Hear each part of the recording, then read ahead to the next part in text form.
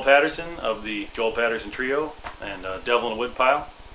I also play with the honky tonk band, the Western Elstons. So I'm here to talk about pedal steel guitar, guitar, everything guitar. So this is a pretty classic steel guitar sound. This is a 1970 Emmons pedal steel named after Buddy Emmons, who developed this steel. He's probably the most well-known steel player, and this is a pretty reliable steel as they go. This will outlive me. I'm self-taught on guitar. You know, I play guitar for 15-20 years, and I bought a cheap steel and I wanted to learn. I was like, oh, this is a fun new project. I didn't know what I was in for. I didn't know it would take over my life. And I took lessons from a guy named Ken Champion. He's a great teacher in Chicago.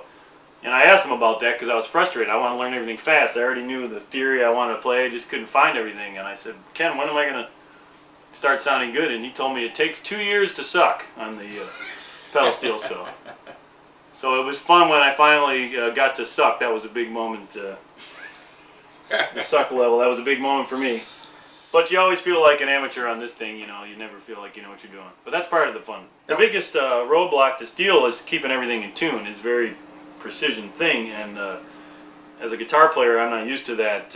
When the air conditioning comes on and off in a bar, all this aluminum starts heating up and cooling off, and everything goes out of whack. It's very frustrating. It makes you want to play just lap steel, you know. And sometimes I'll just bring a lap steel to a gig, and it's fun to do more old-fashioned Western swing and Hawaiian music on lap steel.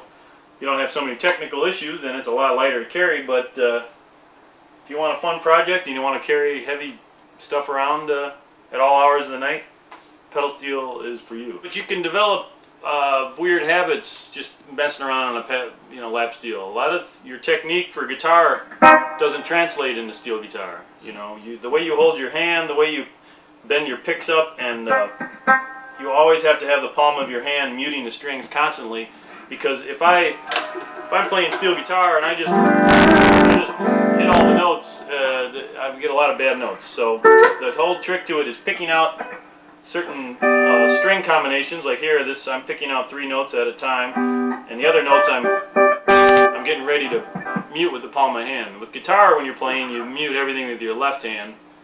It's kind of backwards. So a lot of guitar players are frustrated. A lot of their things that they do are just bad habits on the steels.